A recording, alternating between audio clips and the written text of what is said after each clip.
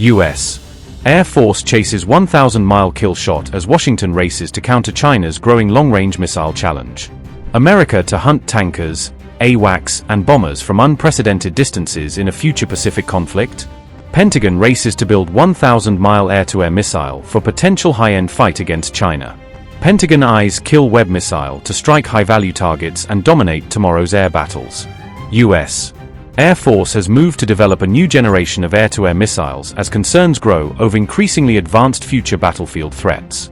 Officials believe existing missile inventories are no longer sufficient against adversaries protected by vast anti-access area denial (A2AD) networks. The U.S.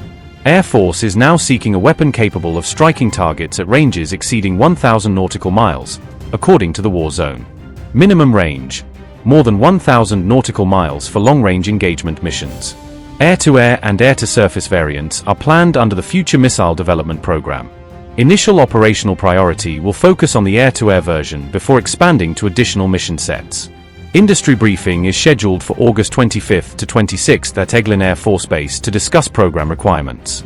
The proposal represents a major leap beyond today's AMRAAM missiles, whose effective range is only about 100 miles. Multiple vendors could be selected to develop components, while a master integrator would assemble the final missile, according to TWZ. The move reflects growing concern that future conflicts will require engagements far beyond the reach of current air-to-air weapons. The program is intended to strike high-value support aircraft without forcing U.S. fighters into heavily defended airspace. AWACS and AEW&C aircraft operating far behind the front line. Aerial refueling tankers that extend the combat reach of enemy aircraft. Electronic warfare aircraft supporting air operations and disrupting friendly systems. Bombers, reconnaissance aircraft, and surface targets through the planned air-to-surface variant. The initiative also reflects growing U.S. concerns over China's expanding long-range missile forces and integrated air defense network.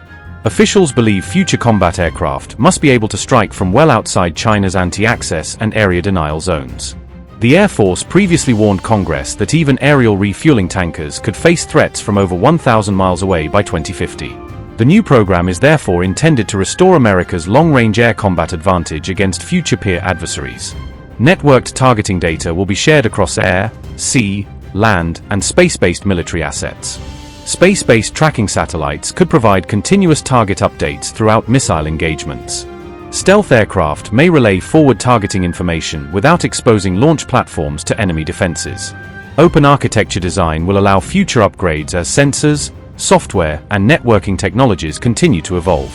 The missile would rely on a deeply networked kill web, instead of depending solely on the launch aircraft's onboard sensors.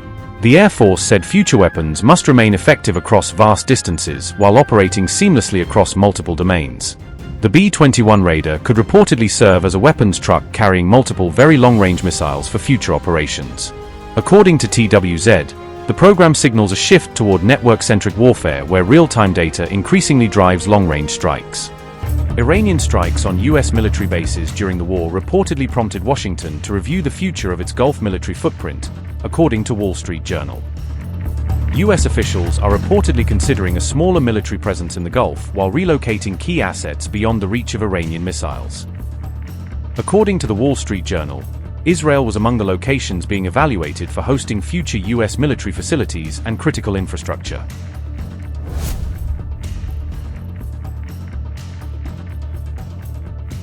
Satellite images reviewed by the Wall Street Journal reportedly showed extensive damage across the U.S. Navy's 5th Fleet headquarters in Bahrain.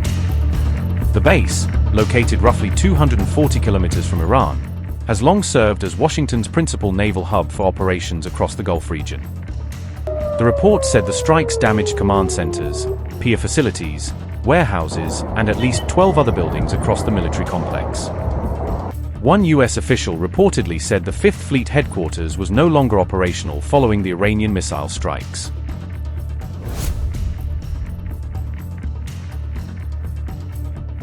The Wall Street Journal said repairs to the 5th Fleet headquarters alone were estimated to cost approximately $200 million. Total reconstruction costs were reportedly estimated at around $386 million, excluding damage to military equipment and operational assets. A security forces training building was destroyed, while housing, dining, and emergency response facilities also sustained significant damage. The Wall Street Journal said some of the damaged buildings may never be rebuilt as Washington reassesses its long-term regional military strategy. Officials were reportedly considering underground command centers and a wider dispersal of military assets to improve survivability.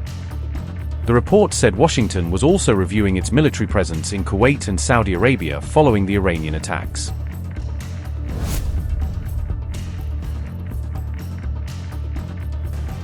Amid rising tensions around Hormuz, another mystery strike has rattled global shipping routes, putting captains and insurers back on high alert.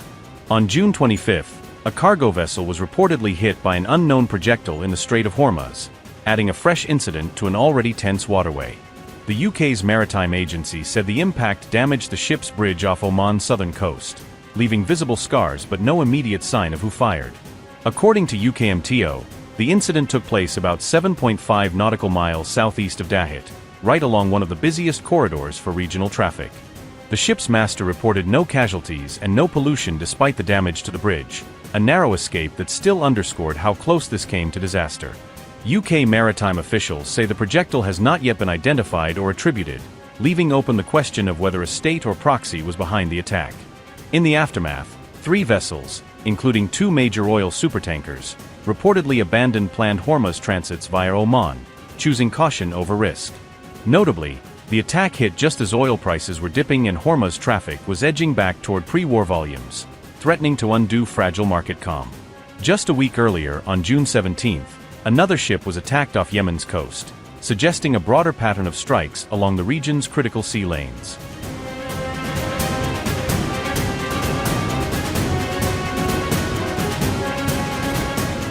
A commercial shipping vessel came under attack from armed assailants near Yemen's port city of Aden on June 17. The United Kingdom Maritime Trade Operations, or UKMTO, reported the security incident in waters close to Aden.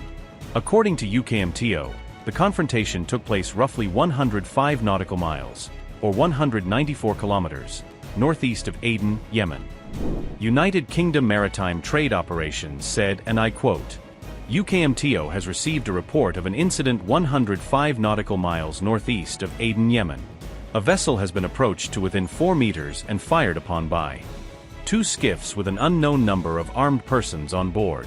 The vessel has deployed security team and returned fire. The suspect skiffs have now disengaged and are in excess 4 nautical miles of the vessel. The crew are safe. Vessels are advised to transit with caution and report any suspicious activity to UKMTO, while authorities are investigating. End quote. Authorities have yet to establish which group or organization was responsible for carrying out the attack on the vessel.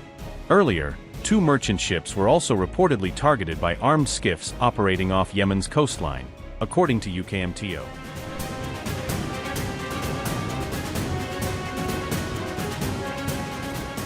Meanwhile, the IRGC Navy has ordered ships to use only Iran-approved transit routes through Hormuz, a move that tightens Tehran's practical control over who passes and how.